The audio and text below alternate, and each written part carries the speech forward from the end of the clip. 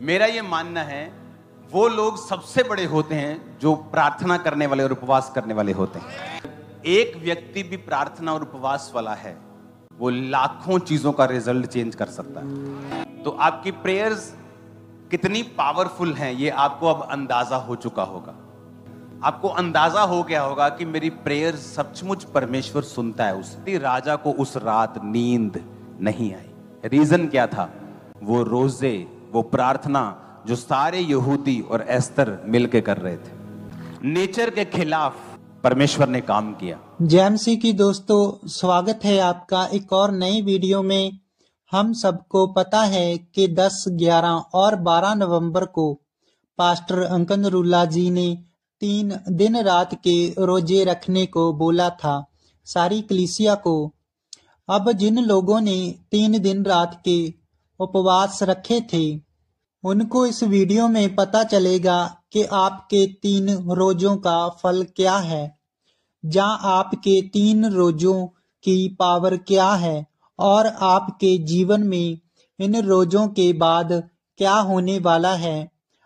सब कुछ पता चल जाएगा इस वीडियो में। वो सब जानने के लिए हम जान लेते हैं कि प्रार्थना और उपवास क्यों जरूरी है। इस वीडियो को अंत तक देखिए।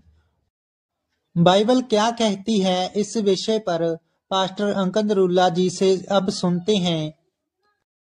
उससे पहले अगर हमारे चैनल पर आप नए हैं तो इस चैनल को सब्सक्राइब जरूर करना और वीडियो को लाइक जरूर करना अगर आपको वीडियो अच्छा लगे। तो चलो अब हम वीडियो को देखते हैं आगे।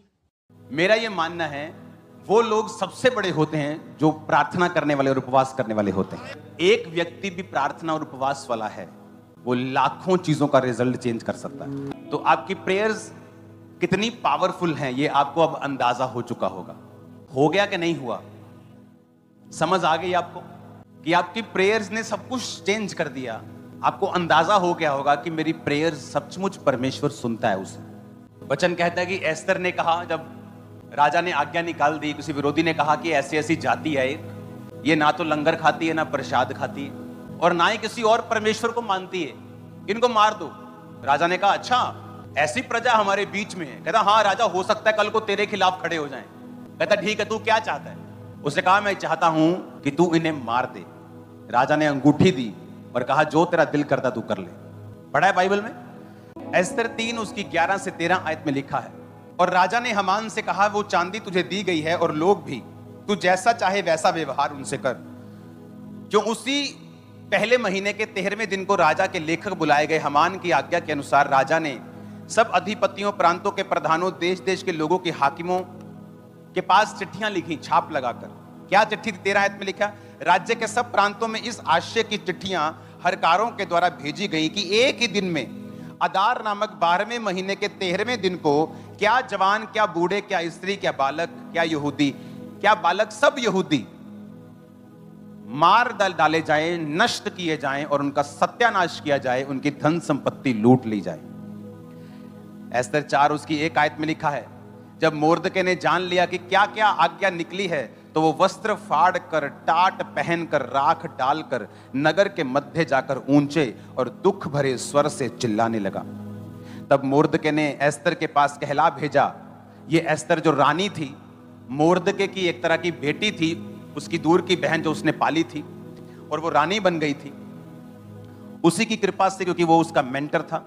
और उसने जाके कहा कि जब एस्तर के पास पहुंच और उससे कहे कि तू मन ही मन विचार ना कर कि मैं राजभवन में रहने के कारण यह सब यहूदियों में से बची रहूंगी, क्योंकि तू जो इस कारण इस समय चुपचाप हो रहे तो किसी ना किसी उपाय से यहूदियों का छुटकारा तो और उद्धार तो हो जाएगा, परंतु तू अपने पिता के घराने समेत नष्ट होगी। क्या जाने तुझे ऐसे ही कठिन समय के लिए राजपद मिल गया हो। एस्तर ने मोर्दके के पास जाकर कहा, तू जाकर शूशन के सब यहूदियों को इकट्ठा कर, तुम सब मिलकर मेरे निमित्त उपवास करो और 3 दिन रात ना तो कुछ खाओ ना तो कुछ पियो। मैं भी अपनी सहेलियों सहित उसी रीति उपवास करूंगी और ऐसी ही दशा में नियम के विरुद्ध राजा के पास भीतर आऊंगी। यदि नष्ट हो गई तो हो गई।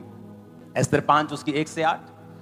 तीसरे दिन एस्तर अपने राजकीय वस्त्र पहनकर राजभवन के भीतर आंगन में जाकर राजभवन के सामने खड़ी हो गई और राजा राजभवन में राजगद्दी पर भवन के द्वार के सामने विराजमान था।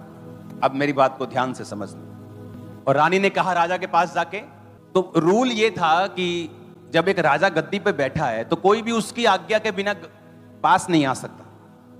तो वचन कहता है कि वो बिना अपॉइंटमेंट उसके भवन के बाहर खड़ी होगी। ये मालूम था उसको कि राजा मेरे प्राण भी ले सकता है, पर वो रोजों में गई थी। कैसे गई थी? उपवास में गई थी। राजा ने कहा इसको अंदर आने दो, अंदर गई। उसने कहा राजा एक विनती करने आई हूं। क्या विनती करती है? कि तू मेरे पास खाने के लिए आएगा। उस दिन दूसरा रोजा था। राजा ने कहा ठीक है, मैं खाने के लिए आऊंगा। तब 6 आयत में लिखा, भोज के समय जब दाख मधु पिया जाता था तब राजा ने एस्तर से कहा तेरा क्या निवेदन है वो पूरा किया जाएगा। तो क्या मांगती है? मांग, आधा राज्य तुझे दे दूंगा।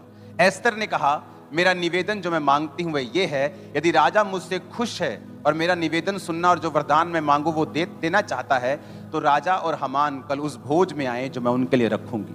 कहती अगर तुम मुझसे खुश है, मुझे आधा राज नहीं चाहिए, कल मेरे पास खाने के लिए फिर आना। और उसने क्या पिया था? पढ़ो 6 आयत में। भोजन के समय क्या पी रहा था? क्या होता है ये? अल्कोहल वाली ड्रिंक, शराब बोलते जिसको। क्या पी रहा था राजा? राजा मसीह में नहीं था, परमेश्वर का नहीं था, अन्य जाति राजा था। ये रानी मसीह में थी और राजा के किसी खास बंदे ने कपट के साथ ये आज्ञा निकाल दी, क्योंकि वो यहूदियों से नफरत करता था, कि सारे यहूदी एक दिन में मार दिए जाएं।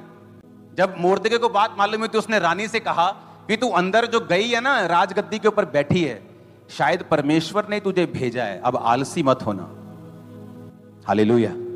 वचन कहता उसने शराब पी, लेकिन 6 बाब में लिखा उस रात राजा को नींद नहीं आई। कभी सुना है ऐसा कि फुल शराब पी है राजा ने और नींद नहीं आ रही? तो शराबी को तो ऐसे होता है कि उसको तो मतलब नाली के किनारे गिर पड़ता है, वो कुत्ते उसका मुंह चाट रहे होते हैं। होता है कि नहीं? देखा है कि नहीं? उसको तो होश नहीं होती। अगर इतनी शराब नहीं पी, उसने ज्यादा पी ली फिर भी, तो सो तो वो जाता ही है। लेकिन बाइबल कहती राजा को उस रात नींद नहीं आई। रीजन क्या था?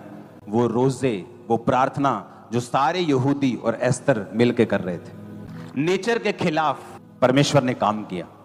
जबकि उस रात वो क्यों लिखा वचन में कि वो दाख मधु पी के गया? इसका रीजन है लिखने का कि वो फर्मेंटेड, वो अल्कोहल वाली ड्रिंक्स पी के गया, ताकि ये मालूम हो कि उस रात नींद ना आने का कारण क्या है। कि चाय ज्यादा पी ली तो कप नींद नहीं आई। लिखा वो शराब पी के, मदिरा पी के, दाख मधु पी के। दाख मधु और दाख रस फर्क है। जहां दाख मधु आया वो स्ट्रॉन्ग ड्रिंक पी के वो गया, लेकिन उस रात नींद नहीं आई। शराब पी के भी नींद नहीं आई। जब नींद नहीं आई उसने कहा ऐसा करो, रिकॉर्ड निकालो। तो बाइबल कहती है, इतिहास की पुस्तक कहता लाई जाए और पढ़ के राजा को सुनाई जाए। उसमें लिखा हुआ मिला कि एक बंदा है मोर्दके नाम का, जब तेरे खिलाफ 2 बंदे तुझे मारने का प्लान कर रहे थे तो मोर्दके ने उनका प्लान जाहिर कर दिया था और तुझे बचा लिया था। कहता अच्छा, इतनी बड़ी बात हो गई। तो फिर क्या किया मोर्दके का? उसको कोई पैसा दिया, कोई घर दिया, कोई जमीन दी, कुछ उसको ऊंचा किया। उसके बदले में उसको क्या दिया? कहते कुछ नहीं दिया। कहते उसको बुलाओ।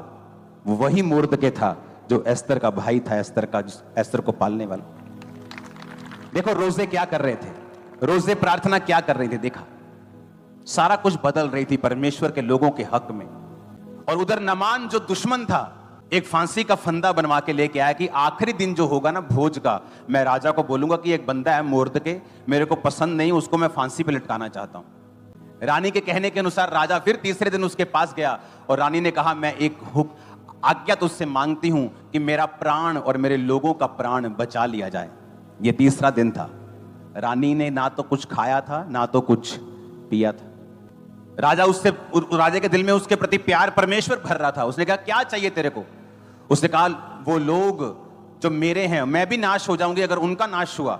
राजा को गुस्सा आ गया, किसने किया ये सारा कुछ? इसी दुष्ट हमान ने जो तेरे साथ बैठा खा रहा है। राजा जब क्रोध में ऐसे गया दूर, गुस्सा आ गया उसको, दूर चला गया। और पीछे जो हमान था उसने सोचा कि अब हुन पैर फाड़ लो रानी दे, हुन बचाते होना नहीं। जैसे वो रानी के पैर पकड़ने गया, जब राजा मुड़ा तो उसे ऐसा लगा कि वो रानी के ऊपर कोई गलत काम कर रहा है। उसको और गुस्सा आया। कहता बाहर जो ये फांसी का फंदा लेके आया है ना मोर्दके के लिए, उस फांसी के फंदे पे इसी को लटका दो। और हुआ क्या, सारे राज में चिट्ठियां फैला दी गई कि कोई यहूदी उस दिन मारा नहीं जाएगा। और जितने प्लान कर रहे थे कि इस दिन इनको मार देंगे, मोहल्ले में कुछ गुंडे लोग होते हैं ना, मालूम होता है कि ये गुंडा बिरादरी, गुंडा लोग हैं, ये गुंडे हैं सभी, ये सब प्लान कर रहे हैं। यहूदियों को पता था किन किन लोगों ने प्लान किया। जो प्लान कर रहे थे सारे मारे गए उस दिन, और सारा यहूदी कौम बचाई गई। Fasting, prayer, hallelujah.